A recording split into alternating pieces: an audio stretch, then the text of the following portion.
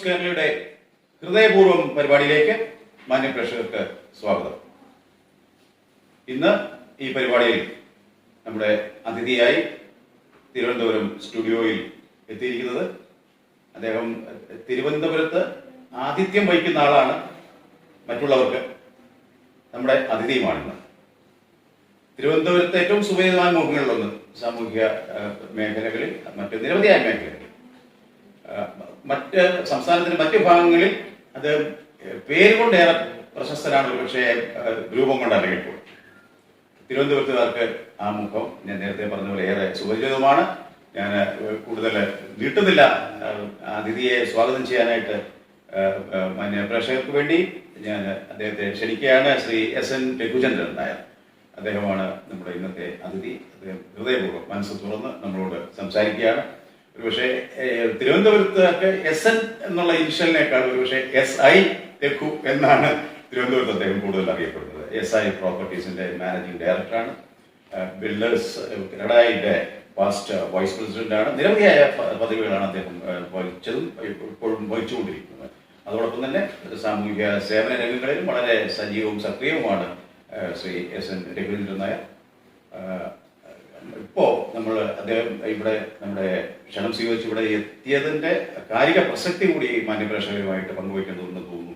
തിരുവനന്തപുരം നഗരം കേരളത്തിന്റെ തലസ്ഥാനമാണ്. തിരുവിതാംകൂർ രാജഭരണകാലം മുതൽ തിരുവിതാംകൂറിന്റെയും തലസ്ഥാനമായിരുന്നു. പത്മനാഭപുരം അതൊക്കെ പഴയ കഥകൾ. തിരുവനന്തപുരം ഒരുപക്ഷെ ലോകമെമ്പാടും അറിയപ്പെടുന്ന ഒരു നഗരമാണ്. എത്രയോ കാലം ഇന്ത്യയിലെ ഏറ്റവും വൃത്തിയുള്ള നഗരം, സുന്ദര നഗരം എന്നൊക്കെയുള്ള ബാംഗ്ലൂരൊക്കെ വരുന്നതിന്, ചണ്ഡീഗഡും ബാംഗ്ലൂരും ഒക്കെ വരുന്നതിന് മുമ്പ്, പ്ലാന്റ് സിറ്റികളൊക്കെ വരുന്നതിന് മുമ്പ് പോലും തിരുവനന്തപുരത്തിന് അതിൻ്റെതായ ഒരു പേരും പ്രശസ്തിയും പെരുമയും ഒക്കെ ഉണ്ടായിരുന്നു.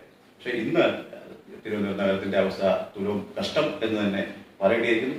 ആ ദുര്യോഗത്തിന് ഒരു അറുതി വരുത്താനും നഗരം അഭിമുഖീകരിക്കുന്ന പ്രശ്നങ്ങൾക്ക് പരിഹാരം കണ്ടെത്താനുമായുള്ള ശ്രമത്തിന്റെ മുൻനിരയിൽ നിൽക്കുന്ന ഒരാൾ കൂടിയാണ് ശ്രീ രഘു. അങ്ങേക്ക് ആദ്യമായ സ്വാഗതം. ഇപ്പോൾ ഏറെ വിവാദം എല്ലാ കാര്യങ്ങളിലും, പ്രത്യേകിച്ച് വികസന കാര്യങ്ങളിൽ രാഷ്ട്രീയം കൂട്ടിക്കലർത്തുക എന്നുള്ളത് നമ്മുടെ കേരളത്തിന്റെ ഒരു തലമുറകളെ സർക്കാരുകൾ ഏറെ വന്നാലും എല്ലാത്തിനും രാഷ്ട്രീയത്തിന്റെ അതിപ്രസരം ഉണ്ടാകുന്നത്. അതേ പ്രശ്നം തന്നെയാണ് ഇപ്പോൾ തിരുവനന്തപുരം നഗരവികസനത്തിന്റെ കാര്യത്തിലും ഉണ്ടായിട്ടുള്ളത്.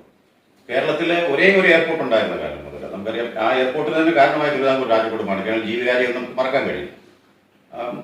ശ്രീ തിരുനാളിന്റെ കാലം മുതൽ പിന്നീട് കേരളത്തിൽ എത്ര എയർപോർട്ടുകൾ വന്നു. ഇപ്പോൾ മേജർ എയർപോർട്ടുകൾ തന്നെ നമുക്ക് കാലത്തെ സെന്ററിലേറെ. പക്ഷെ തിരുവനന്തപുരം എയർപോർട്ടിന്റെ അവസാനത്തിന്റെ ആരംഭമായി മറ്റു ചില എയർപോർട്ടുകൾ ആരംഭിച്ചപ്പോൾ അത് തിരുവനന്തപുരത്തിന്റെ എയർപോർട്ടിന്റെ മാത്രമല്ല നഗരവികസനത്തിന്റെ അവസാനത്തിന്റെ ആരംഭത്തിൽ എത്തി നിൽക്കുന്നു. ഇപ്പോൾ അതിനുള്ള പരിഹാരത്തിലാണ് അങ്ങയോടൊപ്പമുള്ള വളരെ ശക്തമായ ഒരു ടീം തിരുവനന്തപുരം നഗരത്തിൽ നിർണായകമായ സ്വാധീനം ചെലുത്തുന്ന അധികാര സ്ഥാനങ്ങളിലൊക്കെ, ഭരണസ്ഥിരാ കേന്ദ്രങ്ങളിലൊക്കെ നിർണായകമായ സ്വാധീനം ചെലുത്തി നമ്മുടെ നഗരവാസികൾക്ക് അനുകൂലമാകുന്ന രീതിയിൽ തീരുമാനമെടുപ്പിക്കാൻ പര്യാപ്തമാകുന്ന രീതിയിലുള്ള പ്രവർത്തനങ്ങൾ എങ്ങനെ കാണുന്നു? ഇപ്പോൾ തിരുവനന്തപുരം നഗരത്തിന്റെ ഇപ്പോഴത്തെ അവസ്ഥ, പഴയതിലെ കാലങ്ങളിലേക്ക് നമുക്ക് പോകേണ്ടതില്ല, ഇനി ഭാവി തിരുവനന്തപുരം എന്തായിരിക്കണം എന്നുള്ള ചില സങ്കല്പങ്ങളുണ്ട്. നമുക്ക് ആദ്യം മനസ്സിലാക്കേണ്ടത് തിരുവനന്തപുരത്തിന്റെ ഒരു വളർച്ച എന്ന് പറയുന്നത് നമ്മളൊരു ഇൻഡിപെൻഡൻസ് കിട്ടുന്ന മുമ്പും ഇൻഡിപെൻഡൻസ് കിട്ടിയ ശേഷമുള്ള ഒരു പീരീഡാണ് നമ്മൾ നോക്കേണ്ടത്. നമ്മൾ ആ കാലഘട്ടം നോക്കുമ്പോൾ അന്ന് ട്രാവൻകൂർ സ്റ്റേറ്റ് ആയിരുന്നു. ഇപ്പൊ ട്രാവൻകൂർ സ്റ്റേറ്റ് എന്ന് പറയുമ്പോൾ അന്ന് നമുക്ക് മനസ്സിലാക്കുന്നത് അന്ന് രാജഭരണമായിരുന്നു. അന്നത്തെ ഏറ്റവും കൂടുതൽ നമുക്ക് വികസനം ഉണ്ടായ ഒരു കാലഘട്ടം person architect of modern Travancore എന്ന് പറയുന്നത് സർ സി പി രാമസ്വാമി ദിവാനായിരുന്നു. അദ്ദേഹം കൊണ്ടുവന്ന പല പദ്ധതികൾ 12 വർഷം കൊണ്ട് കേരളത്തിന് തന്നെ മോഹച്ചായ മാറ്റിയെടുത്തതാണ്. അത് ട്രാവൻകൂർ സ്റ്റേറ്റ് ആയിരുന്നു.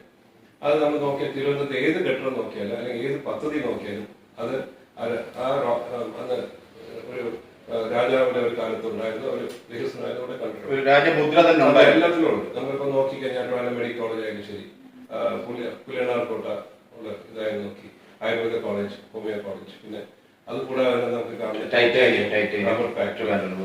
FACT, ട്രാവൻകൂർ സിമെന്റ്സ്, ഇങ്ങനെ ലിസ്റ്റ് നോക്കിയാൽ മാത്രമല്ല കൊച്ചിയുടെ ഭാഗം വരെ ട്രാവൻകൂർ സ്റ്റേറ്റ് അതാണ് പോയിരിക്കും. അപ്പൊ ആ 12 വർഷം കൊണ്ടുവന്നിരിക്കുന്ന വിഷനോടെ വന്നിരിക്കുന്ന ഒരു ഭരണമായിരുന്നു ആ കാലഘട്ടം. ആ വിഷനായിട്ടുള്ള ഭരണം വന്നു. അത് കഴിഞ്ഞ് പിന്നെ നമ്മൾ കേരളം ഇന്റഗ്രേറ്റ് ചെയ്തു. അപ്പം ട്രാവൻകൂർ സ്റ്റേറ്റ് കൊച്ചിയും മലബാർ എല്ലാം കൂടെ ഒന്നായി 56. കേരളമായി വന്നു. അപ്പൊ കേരളമായി വന്ന ശേഷം പിന്നെ നമ്മൾ കാണുന്ന ഒരു വികസനം എന്ന് പറയുന്നത് പ്രത്യേകിച്ച് ഒരു തലസ്ഥാന നഗരി എന്നുള്ള ക്യാപിറ്റൽ സിറ്റി എന്ന് പറയുമ്പോൾ ക്യാപിറ്റൽ റീജിയനും കൂടെ ഉണ്ട്. ഇതിനകത്ത് നമുക്ക് മനസ്സിലാക്കണം, തിരുവനന്തപുരം എന്ന് പറയുന്നത് തിരുവനന്തപുരം മാത്രമല്ല, കൊല്ലം, പത്തനംതിട്ട, പിന്നെ അടുത്ത് കിടക്കുന്ന തമിഴ്നാട് വരെ ഈ ക്യാപിറ്റൽ റീജിയന്റെ അകത്ത് വരുന്നതാണ്. അപ്പൊ ആ റീജിയന്റെ അകത്ത് പിന്നെ വന്നിരിക്കുന്ന നെഗ്ലക്ട് ആണ്, പീരീഡ് ഓഫ് നെഗ്ലക്ട് ആണ്. അപ്പൊ ആ നെഗ്ലക്ട് വരാനുള്ള കാരണം കാലാകാലങ്ങളായിട്ട് നമുക്ക് നോക്കുമ്പോൾ പല രാഷ്ട്രീയ കോമ്പിനേഷൻസും രാഷ്ട്രീയ നേതാക്കന്മാർ വന്നിട്ടുണ്ട്. പിന്നെ രാഷ്ട്രീയ ആയിട്ടുള്ള പല ഗവൺമെന്റ് വന്നിട്ടുണ്ട്.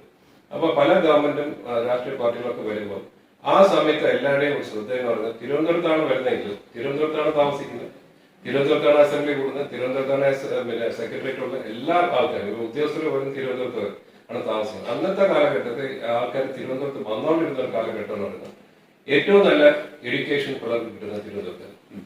പിന്നെ വരുന്ന ആൾക്കാർ ഇവിടെ വരുന്ന ഏറ്റവും മെഡിക്കൽ ട്രീറ്റ്മെന്റ് ചികിത്സയ്ക്ക് തിരുവനന്തപുരത്ത് വന്നുകൊണ്ടിരുന്നത്. കുട്ടികളെ ക്യാൻസർ സെന്റർ ഉണ്ട്. അന്നത്തെ കാലഘട്ടത്തിൽ ശ്രീചിത്ര പക്ഷെ അത് പിന്നീട് വന്നു. പക്ഷെ എന്നാലും ഹെൽത്ത് കെയറിന് വന്നു, പിന്നെ എഡ്യൂക്കേഷന് വേണ്ടി മെഡിക്കൽ കോളേജ്, പിന്നെ ഇതൊരു സർക്കാർ സിറ്റിയാണ്. കാര്യം ആ കാലത്ത് നമ്മൾ നോക്കുമ്പോൾ ഇന്നും സർക്കാർ സിറ്റിയാണ്. കാര്യം ഏറ്റവും കൂടുതൽ ജോലിയുള്ള സർക്കാർ സ്ഥാപനമുള്ള ഒരു സിറ്റിയാണ് തിരുവനന്തപുരം. പിന്നെ സെക്രട്ടേറിയറ്റ് ആയാലും ശരി, എ ഓഫീസ് ആയാലും ശരി, തുമ്പ റോക്കറ്റ്. അപ്പൊ അവിടെ നമ്മൾ നോക്കുമ്പോൾ ആ കോൺസെൻട്രേഷൻ ആൾക്കാർ ഉണ്ടെങ്കിൽ പോലും നമുക്കൊരു വിഷൻ ആയിട്ടുള്ള ഒരു സ്ഥാനം ഉണ്ടായിട്ടില്ല. ഇപ്പൊ നമ്മൾ നോക്കി മാസ്റ്റർ പ്ലാൻ എടുക്കുക. 1971 വന്ന മാസ്റ്റർ പ്ലാനിനാണ് ഇന്നും നമ്മൾ നോക്കി ഫോളോ ചെയ്തുകൊണ്ടിരിക്കുന്നത്. എത്രയോ വർഷം മുമ്പുള്ള മാസ്റ്റർ പ്ലാൻ. അപ്പൊ ആ മാസ്റ്റർ പ്ലാൻ അത് ടെക്നോ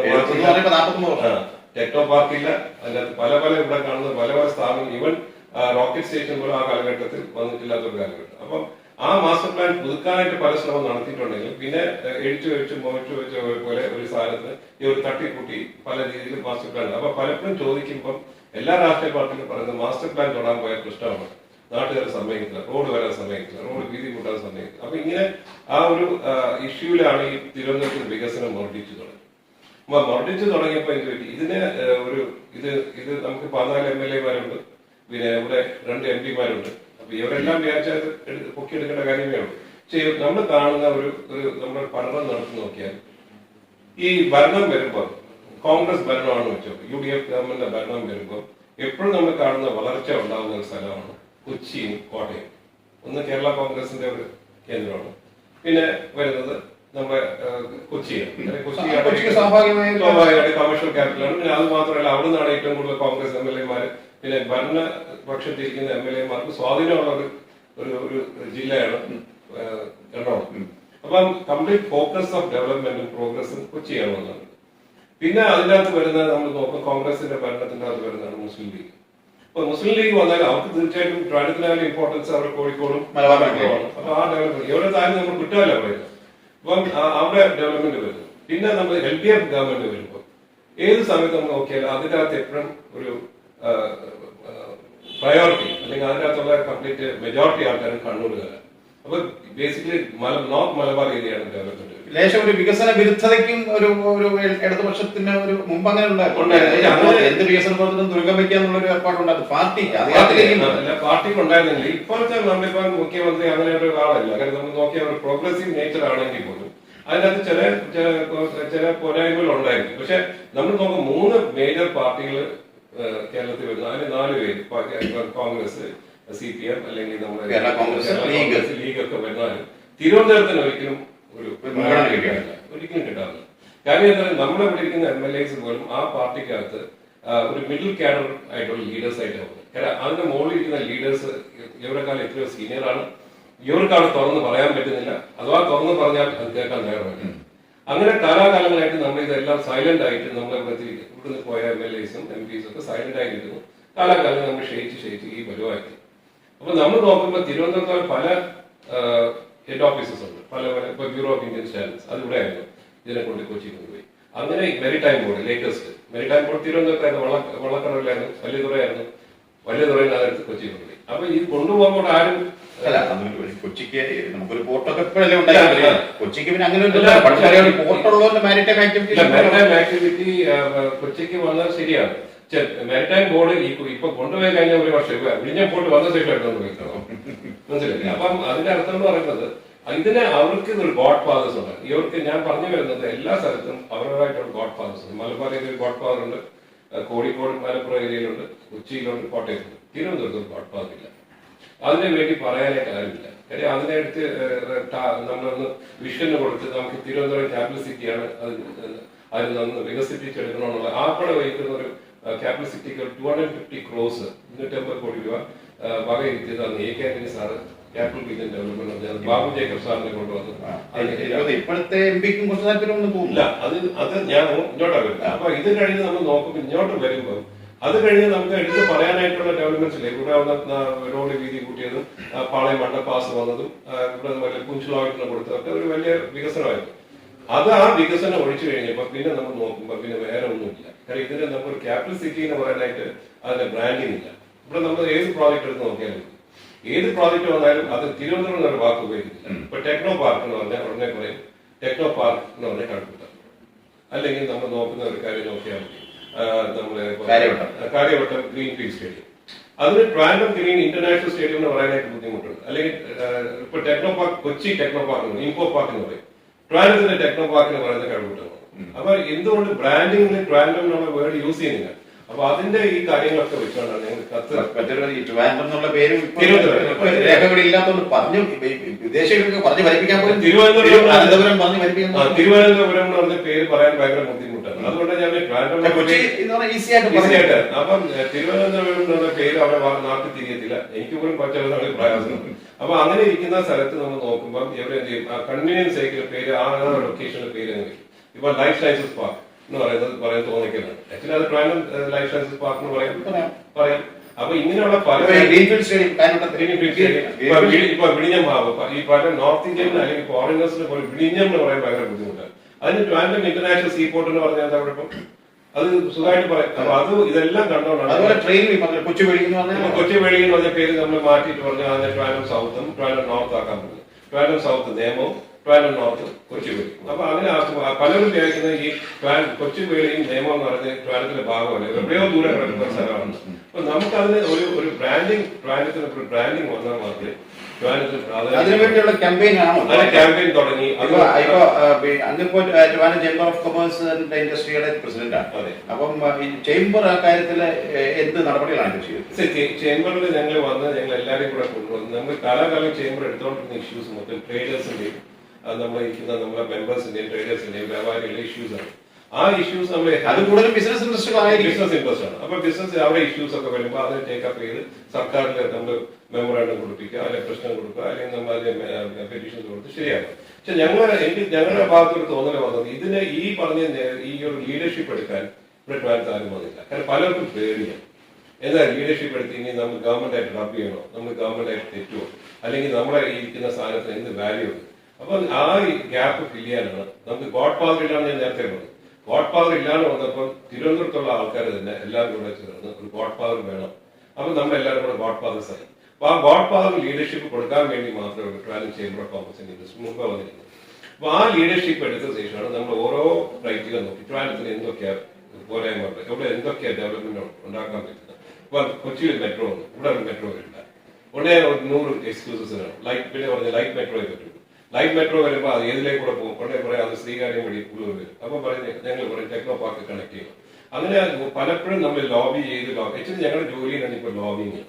ഓരോ ഗവൺമെന്റിന്റെ പുറകെ പോയി ഉദ്യോഗസ്ഥന്മാരെ പുറകെ നടന്ന് ഈ ലോബിങ്ങിന്റെ ഭാഗമായിട്ട് ഇത് ഓരോന്ന് ഇൻക്ലൂഡ് ചെയ്തിരിക്കുന്നു. അപ്പം ഏറ്റവും നല്ലൊരു കാര്യം ട്രാൻഡത്തിന് വന്ന ഒരു കാര്യമാണ് ഡോക്ടർ ശശി തരൂർ നമ്മുടെ ഒരു MP ആയി വന്ന ശേഷം ഏറ്റവും കൂടുതൽ ഒന്നാമത്തെ അദ്ദേഹത്തിന്റെ ഒരു ഇന്റർനാഷണൽ പ്രസൻസ്, പിന്നെ നാഷണൽ ആയിട്ടുള്ള പ്രസൻസ്, അതുകൂടാതെ അറിയപ്പെടുന്ന ഒരു വ്യക്തി. അപ്പൊ അദ്ദേഹത്തിന്റെ ഇതിന്റെ അകത്ത് അത് യൂട്ടിലൈസ് ചെയ്ത് നമുക്ക് ട്രാൻഡത്തിന് എങ്ങനെ യൂട്ടിലൈസ് ചെയ്യാൻ പറ്റുമെന്ന് പറഞ്ഞാൽ ഞങ്ങൾ അദ്ദേഹമായിട്ട് ഒരു മീറ്റിംഗ് ഒക്കെ വെച്ചു.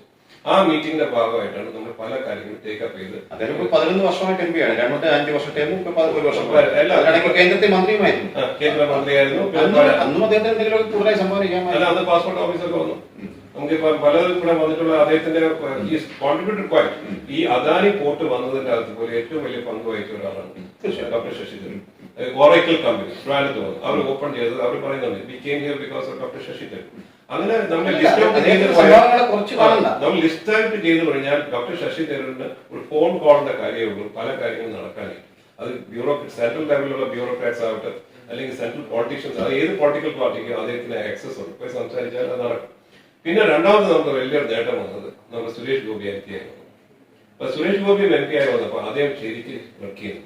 അപ്പൊ നമ്മുടെ ഓൺലി തിങ് അദ്ദേഹം പബ്ലിസിറ്റിക്കോ സോഷ്യൽ മീഡിയയിലോ സോഷ്യൽ മീഡിയയിലോട്ട് കയറും, അല്ലെ doctor Shashi Tharoor social media manage ചെയ്യുന്ന ഒരാളല്ല. അപ്പം അദ്ദേഹത്തിന് സോഷ്യൽ മീഡിയ മാനേജ്മെന്റ് ഒന്നും കാണത്തില്ല. പക്ഷെ അദ്ദേഹത്തിന്റെ ആയിട്ടുള്ള ഇഫക്റ്റീവ് ആയിട്ടുള്ള ഇന്റർവെൻഷൻ പല സ്ഥലത്തും വന്നു. രാജ്യസഭാ അംഗമായിട്ടുള്ള ഭാഗത്തുണ്ട്. പുള്ളിക്ക് ഏതൊരു ഫോൺ എടുത്താൽ ഇപ്പൊ PM പോലും വിളിച്ച് കാര്യം ധരിപ്പിക്കാൻ പറ്റുന്ന ഒരാളാണ്. അപ്പൊ നമുക്ക് ഏറ്റവും കൂടുതൽ ഒരു വലിയൊരു ബ്ലെസ്സിംഗ് വന്നത് ഈ രണ്ട് വ്യക്തികളാണ്. ഒന്ന് ഡോക്ടർ ശശി തരൂർ, പിന്നെ സുരേഷ് ഗോപി. രണ്ടുപേരും രണ്ട് ഡിഫറെന്റ് പൊളിറ്റിക്കൽ ബാക്ക്ഗ്രൗണ്ട് ആണെങ്കിൽ പോലും ട്രാൻഡത്തിന്റെ ഇപ്പൊ സുരേഷ് ഗോപിയുടെ ഏറ്റവും വലിയ ഒരു കോൺട്രിബ്യൂഷൻ എനിക്ക് ഇപ്പോഴും ഓർത്ത് പറയാൻ പറ്റുന്നത് വിഴിഞ്ഞം വരുന്ന മുമ്പ് വിഴിഞ്ഞം ഹാർബറിന് വേണ്ടി ഏറ്റവും കൂടുതൽ നമ്മുടെ ജനപക്ഷം ഞങ്ങളുടെ കൂടെ നിന്ന് ഫൈറ്റ് ചെയ്ത ഒരാളാണ്. അത് ജനപക്ഷം എന്ന് പറയുമ്പോൾ അന്ന് നമ്മുടെ ഏരിയാസ് ജോണ്, നമ്മളിവിടെയുള്ള എല്ലാ ആൾക്കാരും ചുറ്റുപാടത്തുള്ള അറിയപ്പെടുന്ന എല്ലാ വ്യക്തികളും അവിടെ വിൽപ്പേട് ഡൊമിനിക് എന്നൊക്കെ പറഞ്ഞ ഒത്തിരി പേരുണ്ട്. അതിന്റെ അകത്ത് എല്ലാവരും കൂടെ വന്ന് നമുക്ക് ഇവിടെ ബോട്ട് റാലി വരെ നടത്തി 2000-3000 ബോട്ട് വെച്ചൊരു റാലി നടത്തിയത് സുരേഷ് ഗോപി ഫ്രണ്ടിൽ നിന്ന് നമ്മൾ കടലിൽ വരെ പോയതാണ്. അപ്പൊ അന്ന് Suresh Gopi was taking all the lead. അപ്പൊ ആ ഇൻവോൾവ്മെന്റ് പുള്ളിക്ക് അന്ന് പോലുണ്ട്. ഇന്നും ആക്ച്വലി കൊല്ലംകാരനാണെങ്കിൽ പോലും പുള്ളി തിരുവനന്തപുരത്ത് താമസം തുടങ്ങിയ ശേഷം ട്രാൻഡം ഫോക്കസ് ചെയ്താൽ പുള്ളി ഒരിക്കലും ഷൂട്ടിംഗ് കൊച്ചിയിലാണെന്ന് ഞാൻ ഇവിടുന്ന് ബാഗ് ആൻഡ് ബാരലായിട്ട് കൊച്ചി മാറുന്നുള്ളത്. നമ്മുടെ ഇവിടെ ജനിച്ചു വളർന്ന പല ആർട്ടിസ്റ്റും ചിലവർ കൊച്ചിയിലോട്ട് മാറേണ്ടി വന്നു സാഹചര്യം വെച്ച്. പക്ഷെ നമുക്ക് ഇൻ പ്രൈവറ്റ് ആയിട്ട് പറഞ്ഞാൽ നമുക്ക് പ്രൈവറ്റ് ആയിട്ടുള്ള ടാക്സിക്കായിട്ടുള്ള മൊത്തം support Mohanlal is giving big support. Priyadarshan is giving, അവരെല്ലാം ട്രാൻഡം മോഡൽ സ്കൂളിൽ പഠിച്ചു, പിന്നെ MG കോളേജ്, യൂണിവേഴ്സിറ്റി കോളേജ്. അപ്പൊ ഇവർക്കൊക്കെ പറയുന്നുണ്ട് whatever you want in whatever way you can expect us to support, we are there with you. നമുക്ക് എല്ലാ രീതിയിലും ഞങ്ങൾ സപ്പോർട്ട് ചെയ്യാൻ തരാം. അപ്പൊ അങ്ങനെ ആ സിനിമാ ഫീൽഡിലുള്ള ഇപ്പൊ ഇവിടെ ഇരിക്കുന്ന സുരേഷ് കുമാർ പ്രൊഡ്യൂസർ, മേനക സുരേഷ് എന്ന് പറയുന്നത് സുരേഷ്, ഷാജി കൈലാസ് പോലെ ഇവിടെ ഇരിക്കുന്ന GS വിജയൻ, ഷാജി കൈലാസ്, കലീർ ശശി, അങ്ങനെ പല ആൾക്കാരും ചിപ്പി രഞ്ജിത്ത് ഒക്കെ ഉണ്ട്. അവരെല്ലാം ഭയങ്കരമായിട്ട് ഫുള്ളി സപ്പോർട്ട് ചെയ്യുന്ന ഒരു ഇനിഷ്യേറ്റീവ് ആണ്. അപ്പൊ നമ്മുടെ സിനിമാ ഫീൽഡിൽ നമ്മൾ ഇവിടുന്ന് മാറിപ്പോയത് ഒരു സങ്കടമുണ്ട്. കാര്യം ഒരു കാലത്ത് ട്രാൻഡമായിരുന്നു cinema base on Malayalam. Chitranjali വന്നു, മേരിലാൻഡ് സ്റ്റുഡിയോ വന്നു, പിന്നെ നമ്മൾ അന്നത്തെ കാലത്തുള്ള എല്ലാ സ്റ്റുഡിയോസും ഇവിടെ ആയിരുന്നു. അപ്പം ആ സ്റ്റുഡിയോസ് ഉള്ള സമയത്ത് Trivandrum use to be the hub of cinema, Malayalam cinema. അത് കാലാകാലങ്ങളായിട്ട് എനിക്ക് നമ്മുടെ ഭാഗത്തും പ്രോബ്ലം വന്നു പോയി. പിന്നെ മേരിലാൻഡ് സ്റ്റുഡിയോ കുറച്ച് സ്ലോലി മൈഗ്രേഷൻ തുടങ്ങി. പിന്നെ അത് കൊച്ചിൻ ബേസ്ഡ് ആയി പോയി. കൊച്ചിന്റെ ഒരു അഡ്വാൻറ്റേജ് അവരെല്ലാവരും ഹൈലൈറ്റ് ചെയ്യുന്നത് it is A centrally located place. കേരളത്തിന്റെ ജോഗ്രഫിക്കലി സെൻട്രലി ലൊക്കേറ്റഡ് ആണ്. അപ്പൊ പല രീതിയിലും പലയിടത്തും പോകാനായിട്ട് എളുപ്പമാണെന്നൊക്കെ ഒരു ഇതുണ്ട്. പക്ഷെ ഇന്നത്തെ കാലത്ത് ഇത്രയും ട്രെയിൻ സർവീസും അല്ലെങ്കിൽ ഇത്രയും ഫ്ലൈറ്റ് ഒക്കെ ഉള്ള സമയത്ത് ഇപ്പൊ എവിടെ ആയാലും നമുക്ക് അറിയില്ല, കാരണം നമുക്ക് പോകാൻ പറ്റുന്നത്. അപ്പൊ ഇവർക്ക് ഇപ്പൊ അവിടെ താമസമൊക്കെ തുടങ്ങിയ ശേഷം അവർ ഇങ്ങോട്ട് മാറാനായിട്ട് ചിലർക്ക് ബുദ്ധിമുട്ട്. ബട്ട് ഹാർട്ട് ഓഫ് ഹാർട്ട് ഇവരുടെ മനസ്സിൽ തിരുവനന്തപുരത്ത് അതിൽ മാറ്റമില്ല. അപ്പൊ അങ്ങനെ വന്നപ്പോ നമ്മൾ നോക്കിയപ്പോൾ ആദ്യം പോയി ഈ പറഞ്ഞിരിക്കുന്ന എയർപോർട്ടിന്റെ കാര്യം. ഏത് സിറ്റിയും ഒരു വളർച്ച വരുന്നത് ഇപ്പൊ നിങ്ങൾ നോക്കിയാൽ കൊച്ചിയുടെ വളർച്ച വന്നത് കൊച്ചിൻ പോർട്ടാണ്. ഇപ്പൊ നമ്മളെ പല മോഹൻജോദാറും ഹറാപ്പ എന്നൊക്കെ ഒരു പോർട്ട് സിറ്റീസ് ഒക്കെ ആയിട്ട് വന്നത്.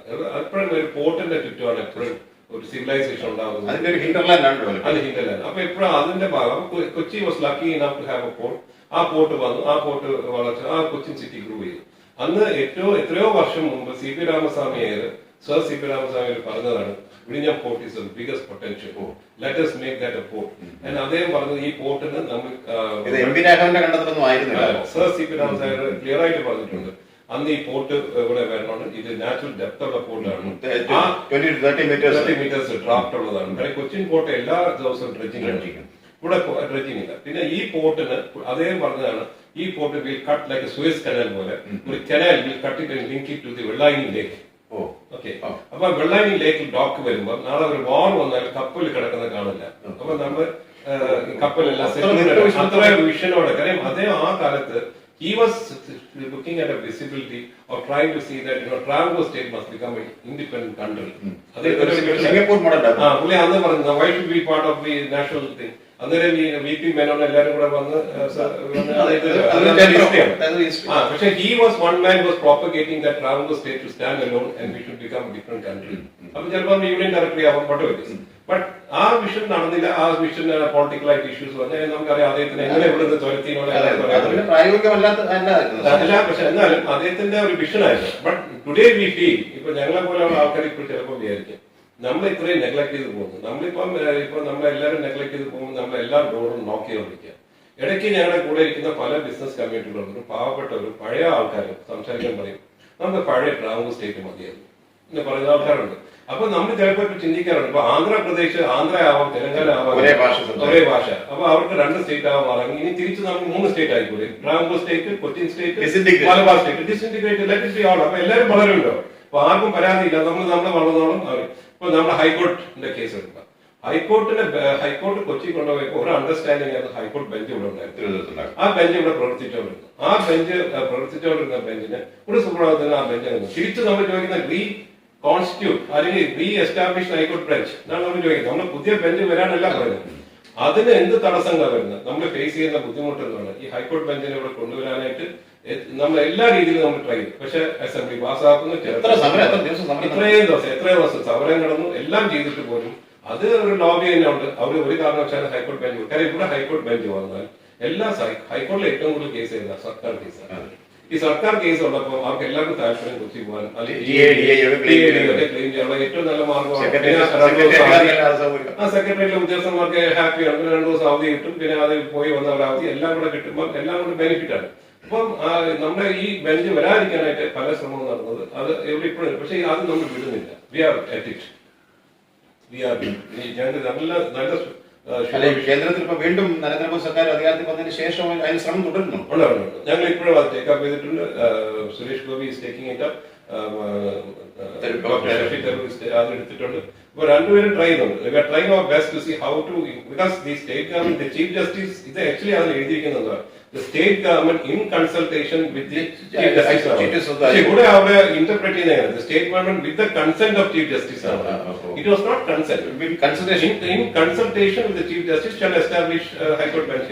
നമ്മൾ പറഞ്ഞത് ഈ ഹൈക്കോർട്ട് ബെഞ്ച് ഇവിടെ ഉണ്ടായിരുന്ന ബെഞ്ച് റീഎസ്റ്റാബ്ലിഷ് ചെയ്യും.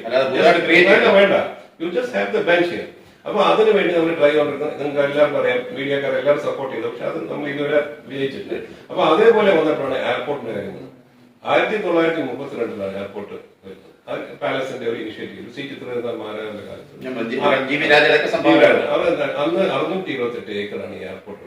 300 ഏക്കർ പിന്നെ ആഡ് ചെയ്ത് സർക്കാർ ഗവൺമെന്റ് ആഡ് ചെയ്ത് ഹാർഡ്ലി 30. ഈ സ്റ്റേറ്റ് ഗവൺമെന്റ് വന്ന ശേഷം ആഡ് ചെയ്ത് 30-40 ഏക്കേഴ്സ്. ബാക്കി എല്ലാം മഹാരാജാവിന്റെ കാലത്ത് ആഡ് ചെയ്ത് പ്രോപ്പർട്ടി. 1932 വന്ന എയർപോർട്ട് അന്ന് പ്രിൻസസ് എന്നത് പറയും JRD ടാറ്റ ഇപ്പൊ അദ്ദേഹം കണ്ടിട്ട് വന്നു. ആ ഫ്ലൈറ്റ് നമുക്ക് ഇങ്ങോട്ട് കൊണ്ടുവന്നത്. അപ്പൊ അങ്ങനെയാണ് ആ ഫ്ലൈറ്റ് ഫസ്റ്റ് ഫ്ലൈറ്റ് വരുന്നത് ബോംബെ, ഗോവ, കണ്ണൂർ, ട്രാൻഡ്രം. കണ്ണൂർ അതൊരു എയർ സ്ട്രിപ്പ് ഉണ്ടായിരുന്നു സത്യം. എന്നിട്ട് ഈ ഫ്ലൈറ്റ് വരുമ്പോൾ അദ്ദേഹം പറഞ്ഞു യോ ഹൈനസ് ഇത് നമുക്ക് ലോസ് വന്ന ഭയങ്കര പാട്. Highness if you get a loss I will make up the loss.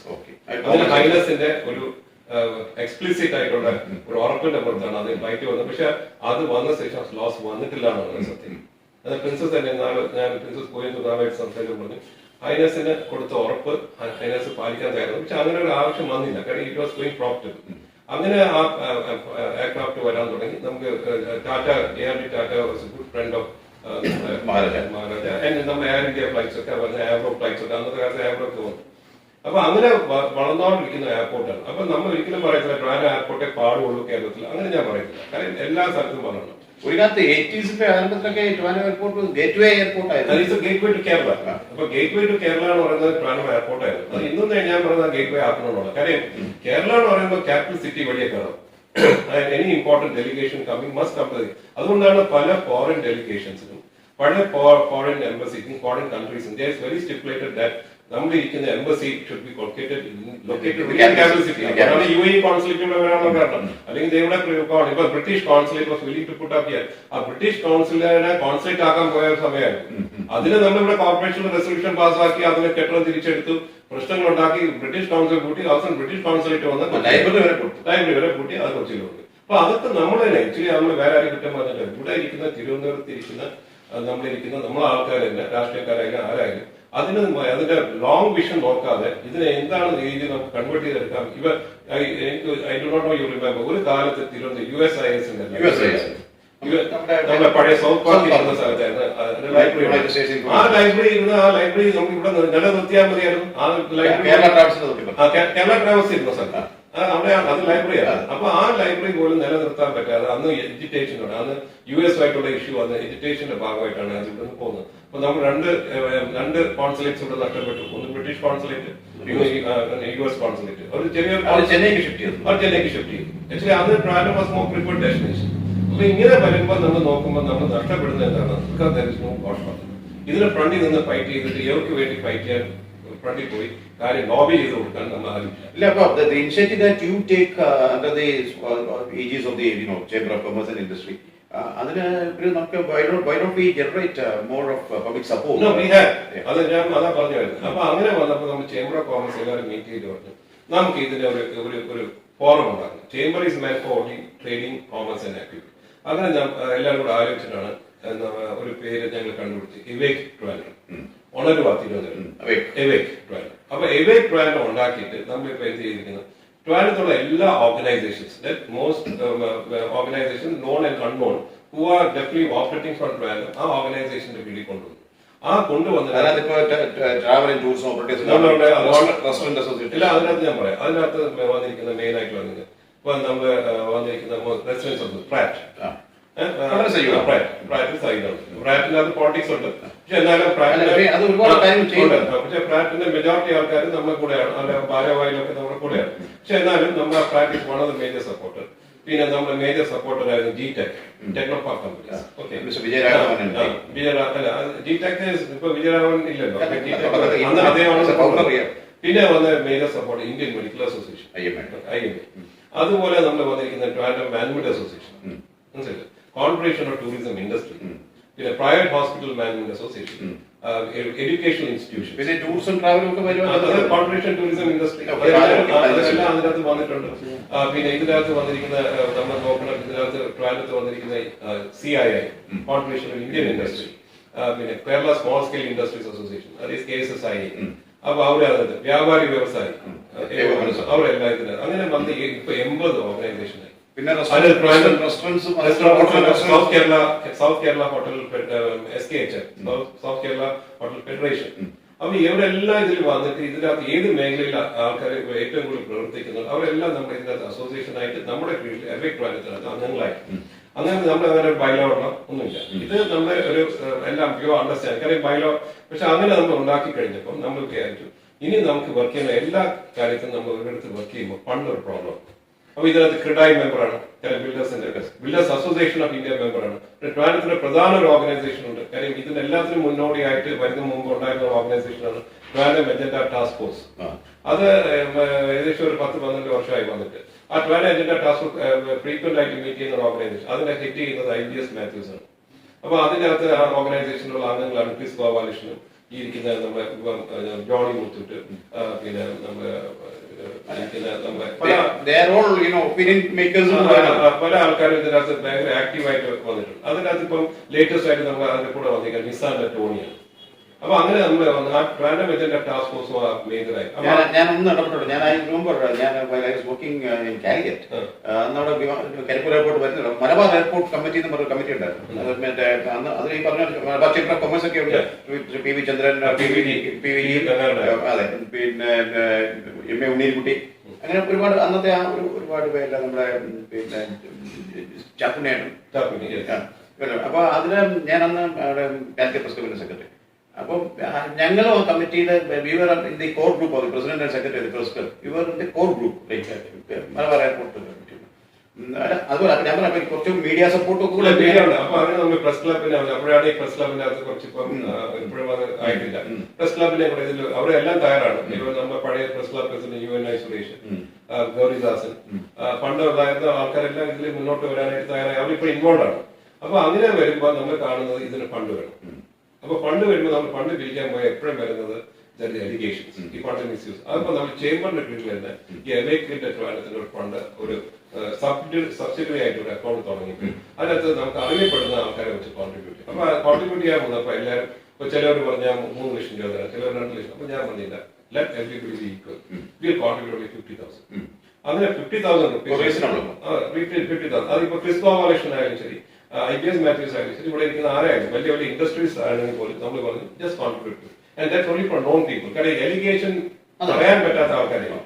അങ്ങനെ നമ്മൾ കോൺട്രിബ്യൂട്ട് കിട്ടിയ ഒരു എമൗണ്ട് ആണ് 15 lakh rupees നമ്മൾ കളക്ട് ചെയ്തു. ആ 15 lakh rupeesന്റെ അകത്ത് കളക്ട് ചെയ്ത TATF കോൺട്രിബ്യൂട്ടഡ് സബ്സ്റ്റാൻഷ്യൽ. അപ്പൊ കളക്ട് ചെയ്തതിന്റെ അകത്താണ് അന്ന് നമ്മൾ എയർപോർട്ട് പ്രൈവറ്റൈസേഷൻ വന്നത്. നമ്മൾ പേപ്പറിൽ ഒരു പരസ്യം വരുന്നു, നിങ്ങളെല്ലാം ശ്രദ്ധിച്ചു കാണും. Why privatization and support privatization. അതിന്റെ എല്ലാ മീഡിയയിലും നമ്മൾ അന്ന് നമ്മൾ ഏകദേശം ചെലവാക്കിയത് ഏകദേശം 5-7 ലക്ഷം രൂപ പരസ്യത്തിൽ. അതൊക്കെ ഇതിന്റെ അകത്ത് പോയ ഫണ്ടാണ്. അപ്പൊ അത് നമ്മൾ വേറെ പിന്നെ പല പബ്ലിക്കും ഇപ്പൊ നമ്മൾ ഈ പബ്ലിസിറ്റി കൂടി വന്നപ്പോൾ പലരും ഇങ്ങോട്ട് അറിയിക്കുന്നത് ഞങ്ങൾ ഫണ്ട് തരാൻ തയ്യാറാണ്. ഞാനത് വാങ്ങിക്കാൻ തയ്യാറാവാത്തത് കാര്യം വാങ്ങിക്കുമ്പോൾ യു ആൻസറബിൾ ടു സൊസൈറ്റി. അപ്പൊ നമ്മൾ ഇപ്പൊ തൽക്കാലം ഉള്ള ആൾക്കാരെ വാങ്ങിക്കുക, അപ്പൊ കിട്ടായിനെ വാങ്ങിക്കാം. ബിൽഡേഴ്സ്, എനിക്ക് ഞാൻ ബിൽഡറിംഗ് കമ്മ്യൂണിറ്റിയാണ്, ഞാൻ അവിടുന്ന് പറഞ്ഞത് അവർ കോൺട്രിബ്യൂട്ട് ബിൽഡേഴ്സ് അസോസിയേഷൻ അവർ കോൺട്രിബ്യൂട്ട്. അത് വരുമ്പോഴാണ് ഈ പറഞ്ഞ ഈ പ്രൈവറ്റ് പാർട്ടിസിപ്പേഷനെ കുറിച്ച് അങ്ങ് പറയട്ടെ. ഈ ട്രിവാൻഡ്രം എയർപോർട്ടിന്റെ വികസനത്തിനൊരു PPP model, private public participation എന്ന് പറയുമ്പോൾ അതിനെ സ്വകാര്യവൽക്കരിക്കുന്നു എന്നുള്ള രീതിയിൽ ഇപ്പൊ സ്വകാര്യവൽക്കരണത്തിന്റെ എതിരാണ് ഏത് പുരോഗമന സർക്കാരും പ്രൈവറ്റൈസേഷന് എതിരായിരിക്കും സ്വാഭാവികം. പക്ഷെ ആ ഒരു മാർഗമേ ഉള്ളൂ തിരുവനന്തപുരത്തിന്. ഒരു കാര്യം എല്ലാവരും അറിയാത്തൊരു കാര്യമാണ്, ഈ government of India decide to privatize operations of airports. നിങ്ങൾ മനസ്സിലാക്കേണ്ടത് ഈ പ്രൈവറ്റൈസേഷൻ പറയുമ്പോൾ ടോട്ടൽ പ്രൈവറ്റൈസേഷൻ അല്ല, ഇത് മാനേജ്മെന്റ് പ്രൈവറ്റൈസേഷൻ. ആ പ്രൈവറ്റൈസേഷൻ റണ്ണിംഗ് അങ്ങനെ ഓപ്പറേഷൻസ് ഡെവലപ്മെന്റ് റിലേറ്റ് മാനേജ്മെന്റ്, ഇതാണ് അവരുടെ ഉദ്ദേശം OP എന്നുള്ളത്. അപ്പൊ അങ്ങനെ നമ്മൾ അവർ ചെയ്യുമ്പോൾ നമ്മൾ നോക്കിയപ്പോൾ ഇങ്ങനെ ഒരു കോൺസെപ്റ്റ് ഗവൺമെന്റ് ഇന്ത്യ കൊണ്ടുവന്നപ്പോൾ നമ്മൾ ആദ്യം ചെയ്ത് ഞങ്ങൾ കത്തയച്ചു, ചേംബർ ഓഫ് കോമേഴ്സ് കത്തയച്ചു. അന്ന് നീതി ആയോഗ്, അപ്പൊ ശ്രീ അമിതാഭ് കാന്താണ് അവിടെ. അപ്പൊ ഞങ്ങൾ അവിടെ ഒരു കത്ത്, അപ്പൊ അദ്ദേഹമാണ് അതിന്റെ CEO. അപ്പൊ അദ്ദേഹത്തിന് നമ്മളൊരു കത്ത് കൊടുത്തു. അദ്ദേഹത്തിന് കേരളത്തിനെ പറ്റി നന്നായി അറിയാം. അപ്പൊ അദ്ദേഹത്തിന് കത്ത് കൊടുത്തു, why not try to include Trivandrum also. അപ്പൊ പ്രൈവറ്റ് കോൺവെർസേഷൻ എല്ലാവർക്കും കേരള അവോയ്ഡ് കേരള എന്നുള്ള ആറ്റിറ്റ്യൂഡ് തിങ്കിങ് ആയതാണ്. ബട്ട് വാട്ട് വാസ് സെറ്റ് എന്നാൽ ലോങ് റൺ ഇവിടുത്തെ BJP-യിലെ ആൾക്കാർ പലരും കൂടെ അതിനകത്ത് ടേക്കപ്പ് ചെയ്ത്, ഡോക്ടർ ശശി തരൂരും ഈ സുരേഷ് ഗോപി എല്ലാം ടേക്കപ്പ് ചെയ്ത് ഞങ്ങളുടെ കത്തിന്റെ എല്ലാ സപ്പോർട്ടും കൂടെ വന്നിട്ടാണ് ഈ ട്രിവാൻഡ്രത്തിന് include. Actually Trivandrum was not there. മനസ്സിലായി, ട്രിവാൻഡ്രത്തിന് ഇൻക്ലൂഡ് ചെയ്യുന്നത്. അപ്പൊ ട്രിവാൻഡ്രത്തിന് ഇൻക്ലൂഡ് ചെയ്യാനുള്ള കാര്യം നമുക്ക് ഒറ്റ രീതിയിൽ രക്ഷപ്പെടാൻ കഴിയും. അപ്പൊ അതിന്റെ പ്രതിസ്ഥാനത്ത് നിൽക്കുകയാണല്ലോ തിരുവനന്തപുരത്ത് നമ്മൾ അതിനകത്ത് തീർച്ചയായിട്ടും നമ്മൾ അത് എടുത്ത ഇനിഷ്യേറ്റീവ് എന്ന് പറഞ്ഞാൽ ഒരു വഴിയില്ല ട്രിവാൻഡ്രം രക്ഷപ്പെടുന്നത്. കാര്യം കാലാകാലങ്ങളായിട്ട് എല്ലാ മന്ത്രിസഭയിലുള്ളവർക്കും പറയും, എല്ലാ മന്ത്രിത്വം പറയും, എല്ലാ രാഷ്ട്രീയ കത്തയക്കും. ഫ്ലൈറ്റ് എണ്ണം കുറഞ്ഞുകൊണ്ടിരിക്കുന്നു, തിരുവനന്തപുരത്തിന്റെ കണക്ടിവിറ്റി കുറയുന്നു, ഇവിടുന്ന് ഒരു ഫെയർ ഭയങ്കര അമിത കൂലി വാങ്ങിക്കുന്നു. അപ്പൊ ഇത് കുറയ്ക്കുന്നു പറയുമ്പോൾ ഇവരെല്ലാവരും അത് കേൾക്കുന്നതല്ല ആരും ഒരു വക ചെയ്യും. പ്രത്യേകിച്ച് ഇപ്പൊ വിദേശ പ്രത്യേകിച്ച് ഗൾഫിലൊക്കെയുള്ള മലയാളികൾക്ക് ഇവിടുന്ന് ട്രിവാൻഡ്രം ഷാർജ ട്രിവാൻഡ്രം അല്ലെങ്കിൽ ട്രിവാൻഡ്രം ഷാർജ ഡെസ്റ്റിനേഷൻ അത് ഇവിടെ ട്രിവാൻഡ്രം റേറ്റ് സെക്ടറിനേക്കാൾ എത്രയോ ചുരുങ്ങിയ റേറ്റിലാണ് കൊച്ചി. അത് റീസൺ ഉണ്ട്. കാരണം ഈ പറഞ്ഞിരിക്കുന്ന ഫ്ലൈറ്റിന്റെ എണ്ണം കുറഞ്ഞു വന്നപ്പം പലർക്കും അതിന്റെ എയർക്രാഫ്റ്റ് പ്രൈവറ്റൈസേഷൻ എല്ലാ പ്രൈവറ്റ് കമ്പനീസിലും എന്താണ് പ്രോഫിറ്റബിലിറ്റിയാണ്. ആൻഡ് ദി വാണ്ട് ലോഡ് ഇല്ലാതെ വരുമ്പോൾ എന്ത് ചെയ്യുക? അപ്പൊ ലോഡ് വരണം, കൺസിസ്റ്റന്റ് ആയിട്ട് ഫ്ലൈ ചെയ്യണം. കൺസിസ്റ്റന്റ് ഫ്ലൈങ് ഉണ്ടെങ്കിൽ മാത്രമേ ലോഡ് വരുള്ളൂ. ഇവിടെ നിന്നുള്ള ഈവൻ കാർഗോ, ഏറ്റവും കൂടുതൽ കാർഗോ പോകുന്ന തിരുവനന്തപുരത്ത്. കാര്യം നമ്മളെ ഇവിടെ നിന്ന് പോകുന്ന cargo vegetables, flowers, poultry, fish ഇതെല്ലാം പോകുന്നത് നമുക്ക് വരുന്ന ഇവിടുന്ന് കന്യാകുമാരി ഡിസ്ട്രിക്ട് തമിഴ്നാടാണ്, പത്തനംതിട്ട ഇങ്ങനെയുള്ള സ്ഥലം. അപ്പൊ ഈ സാധനം എല്ലാം തിരുവനന്തപുരത്തിന് പോയിക്കൊണ്ടിരിക്കുന്ന സാധനം പെട്ടെന്ന് ഫ്ലൈറ്റിന്റെ എണ്ണം പറയുമ്പോൾ ലോഡില്ല. അപ്പൊ പതുക്കെ ഇപ്പൊ ഈ സാധനം എല്ലാം ബൈ റോഡ് മാർഗം കൊച്ചി പോയിട്ട് കൊച്ചിയിൽ പോവുകയാണ്. ആക്ച്വലി നാഗർകോയിലും കന്യാകുമാരിയും തിരുനെൽവേലിയിലും വരുന്ന സാധനം എന്തിനു കൊച്ചി പോകണം? തിരുവനന്തപുരത്ത് എയർപോർട്ട് ഉള്ളപ്പോ. അപ്പൊ ഇതൊന്നും ആരും ശ്രദ്ധിച്ചില്ല. കാർഗോ ഫ്ലൈറ്റ്സ് പോലും കാർഗോ ഫ്ലൈറ്റ്സിന്റെ കാര്യം കൊണ്ടുപോകുന്ന കാർഗോയുടെ കപ്പാസിറ്റി വേണ്ടേ? അപ്പൊ കപ്പാസിറ്റി കുറഞ്ഞു വന്നു. അപ്പൊ ഡോക്ടർ ശശി തരൂർ ഒരു വലിയൊരു മീറ്റിംഗ് വിളിച്ചു, എല്ലാ എയർലൈൻസുകാരെയും തിരുവനന്തപുരത്ത് കൊണ്ടുവന്ന മീറ്റിംഗ് വിളിച്ചു, CM വിളിച്ചു. അവിടെ എത്താൻ നമ്മൾ പറഞ്ഞു പല എയർലൈൻസ് ഇൻക്ലൂഡ് ചെയ്യും. ഇപ്പൊ സ്പൈസ് ജെറ്റ് വന്ന അങ്ങനെയാണ്, പിന്നെ ഇന്ത്യക്കോടെ പുതിയ റൂട്ട്സ് വന്ന അങ്ങനെയാണ്, പല എയർലൈൻസ് വന്നു. പക്ഷെ എന്തായാലും നമ്മൾ വിചാരിച്ചുള്ള ഇമ്പാക്ട് ഉണ്ടായില്ല. അപ്പൊ അതിന് കൂടെ തന്നെ കോസ്റ്റ് ഇവിടുന്ന് ബാംഗ്ലൂർ പോകാൻ 8,000 രൂപ 15,000 രൂപ, ബാംഗ്ലൂർ കൊച്ചിയിൽ പോകാനായിട്ട് 2,000 രൂപ 2,500 രൂപ കൊച്ചി പോകാനായിട്ട്. അപ്പൊ ജസ്റ്റ് സീ ദ ഡിഫറൻസ്. 3,000 രൂപയ്ക്ക് കൊച്ചിയിൽ പോകാൻ പറ്റുന്ന ആ ഒരു അവസ്ഥയ്ക്ക് ദുരവസ്ഥയ്ക്ക് മാറ്റം വരുമെന്ന് കരുതുന്നുണ്ടോ? ഇപ്പൊ ഒരു പേര് ഞാൻ പറയുമ്പോൾ അത് പെട്ടെന്ന് ഒരു എതിർപ്പിലേക്ക് വരണ്ടേ? ഇപ്പൊ അദാനി എന്നുള്ള പേര് പറയുമ്പോൾ തന്നെ ചിലർക്ക് പെട്ടെന്ന് ഞെട്ടലും കൈകൊള്ളലുമാണ്. പിഴിഞ്ഞം പോർട്ടിന്റെ കോൺട്രാക്ട് അദാനിക്ക് കിട്ടി. അപ്പം തിരുവനന്തപുരം എയർപോർട്ടിന്റെ ഓപ്പറേഷൻ ഉത്തരവാദിത്വം അദാനി ഗ്രൂപ്പിനെ ഏൽപ്പിക്കുന്നു എന്ന് പറയുമ്പോൾ ഈ പ്രദേശം മുഴുവനും അദാനി എന്ന് പറയുന്ന ബിസിനസ് സാമ്രാജ്യം ഒന്ന് കീഴടക്കുന്നു എന്നുള്ള ഒരു ധാരണ വരുത്താൻ അധികാരത്തിൽ ഇരിക്കുന്നവരും കൂടെ ശ്രമിച്ചിട്ടുണ്ടെന്നു. ഇല്ല, അങ്ങനെയല്ല. ഇതിനകത്ത് എനിക്ക് തോന്നുന്നത് ഇതിനകത്ത് അതിന്റെ റോങ് ആയിട്ട് ഇന്റർപ്രിട്ടേഷൻ ആണ്. നമ്മള് ട്രൈ ചെയ്ത് എന്താണ് ഈ എയർപോർട്ട് പ്രൈവറ്റൈസ് ചെയ്യും. അതിന് അദാനി ആവട്ടെ ടാറ്റാസ് ആവട്ടെ ആരും, പക്ഷെ ടെൻഡർ ഫ്ലോട്ട് ചെയ്ത് നമ്മൾ തന്നെ കാത്തിരിക്കും. GMR നമ്മളെല്ലാം GMRൽ അവിടെ PS നായർ ആളുണ്ട്. അതേ പഴയ അദ്ദേഹത്തിന് അവിടെ കോൺടാക്ട് ചെയ്ത് ചേട്ടൻ ഒന്ന് കോട്ട് ചെയ്യണം, ചേട്ടൻ വിട്ടു കളയരുത് അല്ല പറഞ്ഞ് അതേപോലെ കോട്ട് ചെയ്തിട്ടുണ്ട്. അത് GMR ഞങ്ങൾ എല്ലാവരും വിളിച്ചു, GVK വിളിച്ചു, GMR വിളിച്ചു. ഞങ്ങൾ we tried maximum asking people to quote and we also never knew Adani is going to quote like this. State actually we were not very keen because ഇതിനകത്തൊരു talk വന്നത് സംസ്ഥാന സർക്കാർ കൂടെ കോട്ട് ചെയ്യുന്നത്. അപ്പൊ we were not very happy because സംസ്ഥാന സർക്കാർ പറയുന്നത് ഞങ്ങൾ PP ഞങ്ങൾ കൊച്ചിൻ എയർപോർട്ട് നടത്തിയ എക്സ്പീരിയൻസ് ഞങ്ങളുണ്ട്. ആ കൊച്ചിൻ എയർപോർട്ട് നടത്തിയ എക്സ്പീരിയൻസ് കൊച്ചിൻ എയർപോർട്ട് എന്ന് പറഞ്ഞാൽ ആക്ച്വലി അദ്ദേഹമാണ് അവിടെ എയർപോർട്ടും സ്റ്റേഡിയമാണ്. അദ്ദേഹത്തിന് പലരും ആക്ച്വലി എയർപോർട്ടിന്റെ പേര് K. Karnarvon എയർപോർട്ട് എന്ന് പറയണം. അത് actually because that man's contribution is tremendous.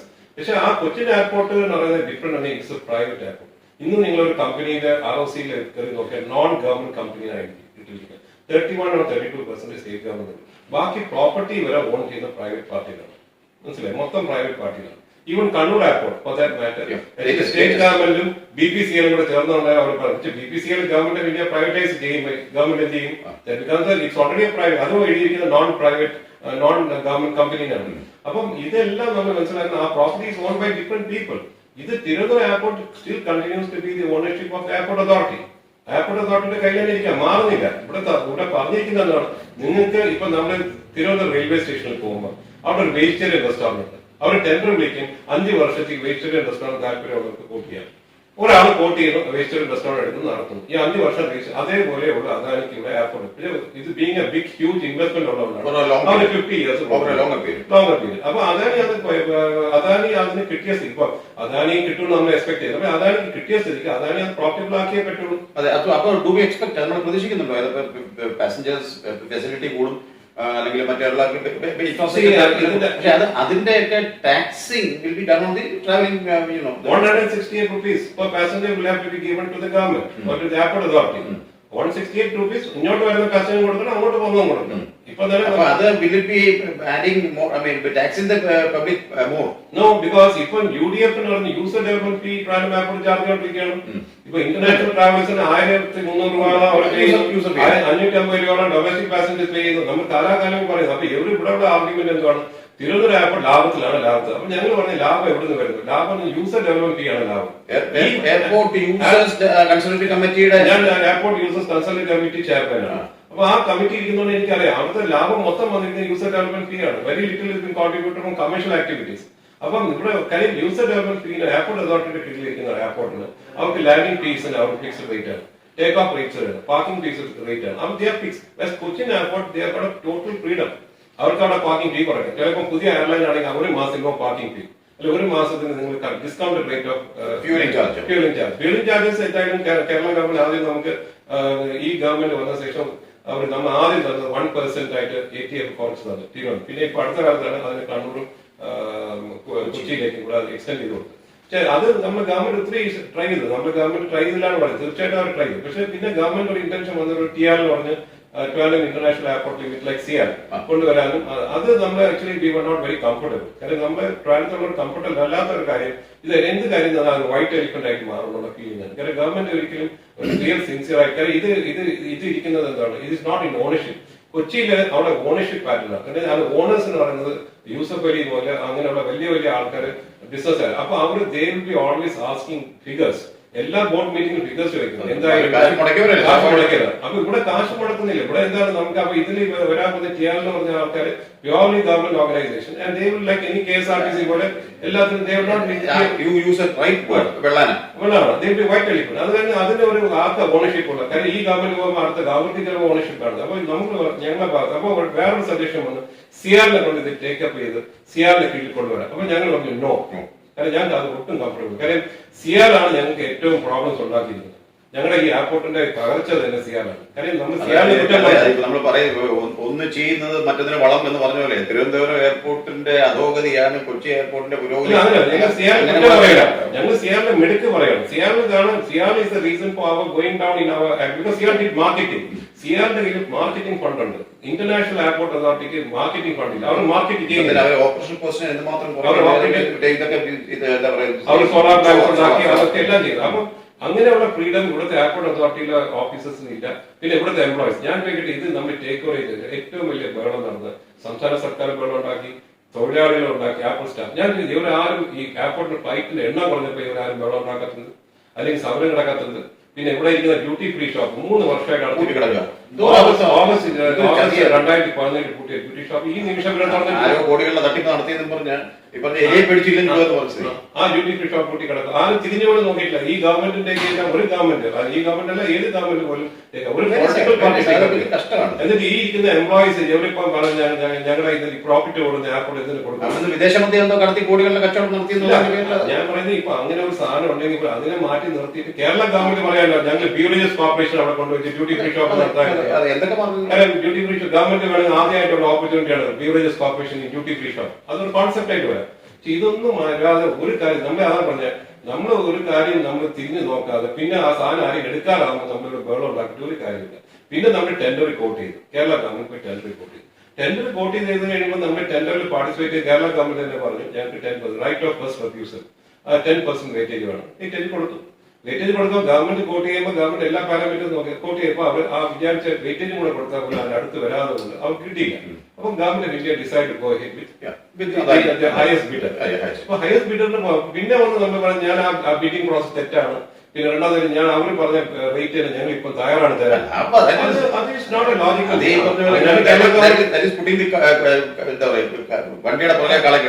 മാത്രമല്ല ഇപ്പൊ അങ്ങനെ ഏത് സർക്കാരും ടെൻഡർ പ്ലോട്ട് ചെയ്തിട്ട് രണ്ടാമത്തെ ടെൻഡർ മൂന്നാമത്തെ ടെൻഡർ കാര്യം എന്ന് പറയാം സാർ ഞാൻ ആ റേറ്റ് തരാൻ അപ്പൊ നമ്മൾ സാങ്ക്ടിറ്റി ഉള്ളൂ പ്രോസസ് സാങ്ക്ടിറ്റി. അപ്പൊ അത് ഇപ്പൊ ലിറ്റിഗേഷൻ നടക്കുക. ഇന്നലെ മെനിഞ്ഞാന്നൊക്കെ കോടതി നടന്നുകൊണ്ടിരിക്കുന്നു, കേസ് നടക്കുകയാണ്. അപ്പൊ അടുത്ത ആഴ്ച വന്ന് നമുക്കറിയാം. പക്ഷെ ഇതെന്ന് പറയുന്നത് ട്രാൻഡ് എയർപോർട്ട് വന്നാൽ അത് വരാൻ പോകുന്ന ഡെവലപ്മെന്റ് മതി ട്രമെൻഡസ്. ചിലപ്പോ ഈ അദാനി കൂടെ വരുന്നതുകൊണ്ട് അദാനി വിൽ കോംപ്ലിമെന്റ് വിഴിഞ്ഞം പോർട്ട് ഓൾസോ.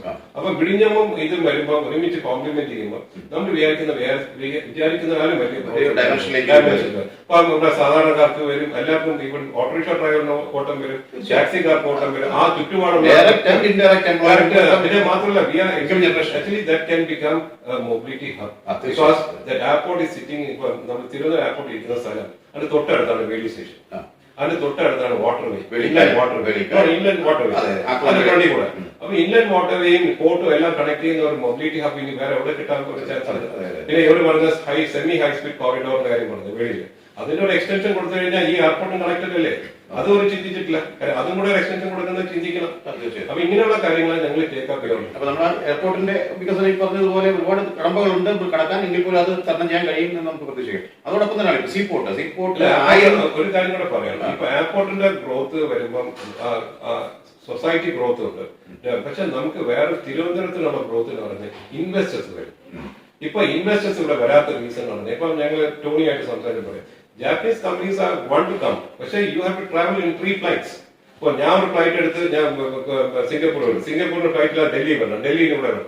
അങ്ങനെ 3 ഫ്ലൈറ്റ് കയറുന്ന ഒരു ഇൻവെസ്റ്റർ ഒന്നും വരത്തില്ല. അപ്പം എല്ലാവരും പറയുന്നത് നിങ്ങൾക്ക് നല്ല കണക്ടിവിറ്റി ഉണ്ടെങ്കിൽ connecting to all over the world, the investments here opportunity is better than Cochin. Connectivity and mobility. This place is far better than Cochin in all respects. കാരണം എല്ലാ രീതിയിലും നോക്കുമ്പോൾ greenery is not no threat from floods.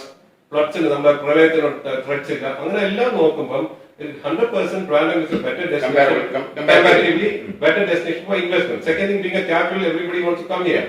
അപ്പൊ actually എല്ലാ എഗ്രിമെന്റും ഡീലും എല്ലാം ഇവിടെയാണ്. അതാ അപ്പൊ ഞങ്ങൾ ഹോപ്പ് ചെയ്യുന്നത് ഈ പറഞ്ഞിരിക്കുന്ന പ്രൈവറ്റൈസേഷന്റെ ഓപ്പറേഷൻസ് ആൻഡ് മാനേജ്മെന്റ് വന്നു കഴിഞ്ഞാൽ തീർച്ചയായിട്ടും ട്രിവാൻഡ്രത്തിന് ഇൻവെസ്റ്റ്മെന്റ്സ് വരാനാണ് എല്ലാവരും കാത്തിരിക്കുക വരാനായി. ആ ഇൻവെസ്റ്റ്മെന്റ് വരുമ്പോൾ എല്ലാവർക്കും ജോബ് വരും, ജോലി വരും. ഇവിടെ ആൾക്കാർക്ക് ഇവിടുന്ന് മൈഗ്രേറ്റ് ചെയ്യേണ്ടി വരത്തില്ല, എല്ലാം ഇവിടെ തന്നെ ജോലി പറഞ്ഞ പോലെ ഈ കോംപ്ലിമെന്റിംഗ് ഈച്ച് നടത്തുന്ന പരസ്പര പൂരകങ്ങളായിട്ട് വിമാനത്താവളവും തുറമുഖവും വരുമ്പോൾ എയർപോർട്ട് ആൻഡ് സീപോർട്ട്. സീപോർട്ട് വിഴിഞ്ഞം ഇന്റർനാഷണൽ എയർപോർട്ട് പറഞ്ഞ പോലെ വിഴിഞ്ഞം ഇന്റർനാഷണൽ സീപോർട്ട് വിഴിഞ്ഞം ഇന്റർനാഷണൽ സീപോർട്ട് ഈ പറഞ്ഞ അത് മാറ്റി ട്രാൻഡം ഇന്റർനാഷണൽ സീ പോർട്ട് തുടർന്ന പേര് ഓക്കെ ഒരു പേര് എന്തിരിക്കുന്നത് ചോദിച്ചാൽ പോലും പേരിൽ കാര്യമുണ്ട്. What is inner rose after all ബുദ്ധിമുട്ടാണ് ഇന്റർനാഷണലി. പേരിൽ കാര്യമുണ്ട്, പേരിൽ കാര്യമില്ല എന്ന് പറയുന്നത് ഈ പറഞ്ഞതുപോലെ ദിവാന്റെ കാലം മുതൽ ഉണ്ടായിരുന്ന. പക്ഷെ ഇപ്പൊ നമ്മളൊരു 1000 ദിവസം എന്ന് പറഞ്ഞൊരു കൗണ്ട് ഡൗൺ തുടങ്ങിയിട്ട് ഇപ്പം എത്ര ദിവസം, 1000 ദിവസത്തിനുള്ളിൽ പോർട്ട് കഴിഞ്ഞ 10 ദിവസമായിട്ട് 1000 ഒക്കെ വിടും. കഴിഞ്ഞ 10 ദിവസമായിട്ട് അവിടെ ഒരു ആക്ടിവിറ്റി നടക്കുന്നത് ഇല്ല. ഞാനത് ഇൻവോൾവ് ചെയ്ത ഒരു കേസാണ്. ഞാൻ അദാനിയുമായിട്ട് സംസാരിച്ചു. ഞാൻ അവരുടെ ഇടവക ആൾക്കാരായിട്ട് അവരുടെ ഇഷ്യൂസിന് നമ്മൾ ആദ്യം മനസ്സിലാക്കണം, government also is got a role to play. Government ചില കാര്യങ്ങൾ ഗവൺമെന്റ് ചെയ്യുന്നതാണ്, ചില കാര്യം കൺസെഷൻ ചെയ്യേണ്ടത്, അതാണ് ചെയ്യേണ്ടത്. ഇപ്പൊ ഗവൺമെന്റ് ഇപ്പം അവർക്ക് വേണ്ടി വരുന്ന പാളം ഗവൺമെന്റ് കൊടുക്കാനായിട്ട് തയ്യാറാവും. ഗവൺമെന്റ് അത് മസ്റ്റ് എൻഷുർ കൺസിസ്റ്റന്റ് സപ്ലൈ. അത് അവർക്ക് കൊടുക്കാതെ വന്നപ്പോഴാണ് ഈ ഡിലേസ് ഒക്കെ വരാൻ തുടങ്ങി. കാര്യം ഇവർ ക്വാറി എടുക്കാനും ഒക്കെ തയ്യാറായിരുന്നു. പക്ഷെ ഗവൺമെന്റ് ആദ്യം പറഞ്ഞ് ലീസ് മറ്റേ മൈനിങ് എൻവയറമെന്റ് പറഞ്ഞ് അങ്ങനെ അത് നീട്ടിക്കൊണ്ടുപോയി. പിന്നെ ഈ പോർട്ട് വരാതിരിക്കാൻ എല്ലാ രീതിയിലുള്ള തടസ്സങ്ങളും ആൾക്കാർ ക്രിയേറ്റ് ചെയ്തു. ഈ പോർട്ട് എന്ന് പറയുന്നത് is going to be a threat not only to Colombo but also to Dubai and Singapore. So അത് ത്രെറ്റ് ആണ്. കാരണം ഇത് ഏറ്റവും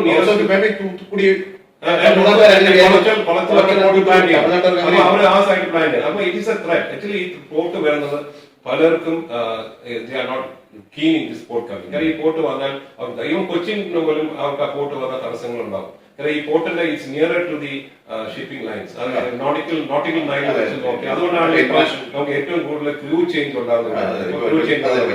ആ ക്രൂ ചേഞ്ച് വരാൻ പോലും എന്ത് തടസ്സങ്ങളാണ് വന്നത്, എന്ത് രീതിയിലുള്ള പ്രശ്നങ്ങൾ ഞങ്ങൾ അതിൽ ഇൻവോൾവ് ചെയ്ത് ഈ വലിയ വലിയ കമ്പനി ഞങ്ങൾ ബക്സിയൻ കമ്പനി, അറ്റ്ലാന്റിക് കമ്പനി ഒക്കെ ഞങ്ങൾ കോൺടാക്ട് ചെയ്ത് please come, whatever problem you want the chamber is there to help you. കത്ത് കൊടുത്ത് അവരെല്ലാം പറയാം this the first time we are seeing a chamber is coming forward to ask for giving help.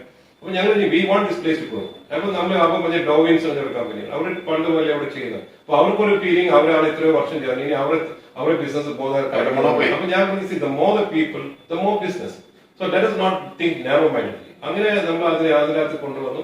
പിന്നെ അതിനകത്ത് ടങ്ങിന്റെ കാര്യം വന്നു. പിന്നെ ഇത് you know that there is no port officer here. നമ്മൾ ഇവിടുത്തെ പോർട്ട് ഓഫീസർ ഇരിക്കുന്ന കൊല്ലത്ത് ക്യാപ്റ്റൻ അച്യുതൻ നല്ലൊരു ആളാണ്. Is on actually handing. അദ്ദേഹം ഒത്തിരി ഹെൽപ്പ് തരുന്നത്. പിന്നെ ഇതിനകത്ത് അവിടെ ആ ഇരിക്കുന്ന സ്ഥലത്ത് ക്രൂ ചേഞ്ച് നടക്കുന്ന സ്ഥലത്ത് ഇമിഗ്രേഷൻ ഇല്ല, കസ്റ്റംസ് ഇല്ല, പിന്നെ FRO ഇല്ല. അപ്പൊ FRO ആയിട്ട് സംസാരിക്കാൻ പറഞ്ഞാൽ ഒരു ബിൽഡിംഗ് പണിഞ്ഞോണ്ടിരിക്കുന്നത്. അപ്പൊ പലരും വരുന്നത് ഈ കട്ടമരത്തിന്റെ അകത്തൊക്കെ ഈ പറഞ്ഞ ആൾക്കാർ ഇല്ലാതെ ഒന്നും ആരും വരില്ല. Marine engineers and people coming to crew change. അപ്പൊ ഇങ്ങനെയാണ് we are now in the process. ഏറ്റവും കഴിഞ്ഞ ഇപ്പൊ ഇതുവരെ നമ്മൾ നോക്കിയാൽ നല്ലൊരു ക്രൂ ചേഞ്ച് നടന്നിട്ടുണ്ട്. ഒരു 50 എണ്ണം കഴിഞ്ഞു, 100 അടുപ്പിച്ചു. അപ്പൊ അങ്ങനെ പല കാര്യങ്ങളും നമ്മൾ എന്തൊക്കെയാണ് to speed up the issues, any issues being faced by any business community for the development of travel. അതിനകത്ത് നമ്മൾ ചേംബർ ഓഫ് കോമേഴ്സ് ഇൻവോൾവ് ചെയ്യുന്ന മാത്രമേ ഉള്ളൂ to make sure that things happen. Okay, that is about development of നമ്മുടെ തിരുവനന്തപുരം നഗരവികസനത്തിന്റെ ഭാഗമായിട്ടുള്ള വിമാനത്താവളത്തിന്റെയും സീപോർട്ടിന്റെയും കാര്യമാണ്. മറ്റൊന്ന് അത് ഇപ്പോഴത്തെ ആ പോയിന്റ് നമ്മൾ പറയണ്ടേ. നമ്മളിപ്പോ നോക്കുമ്പോൾ അവിടെ ഇപ്പം 10 ദിവസമായിട്ട് ഇപ്പം സമരം നടക്കുന്നു. ഈ സമരങ്ങളൊക്കെ പറയുന്നത് നമ്മൾ ഒരിക്കലും ഒരു ചാൻസ് കൊടുക്കുന്നത് ഇടവകക്കാർക്ക് എന്തെങ്കിലും രീതിക്കാർക്ക് ഇഷ്യൂ ഉണ്ടെങ്കിൽ തീർച്ചയായും ഗവൺമെന്റ് ഒരു നെഗോസിയേഷൻ ടേബിളിൽ വിളിച്ച് ഇത് ചില ഗവൺമെന്റ് വാഗ്ദാനം കൊടുത്ത് ചെയ്യാതിരിക്കുമ്പോൾ going back on the word ആണ് ഈ പറഞ്ഞ സമരം വരുന്നത്.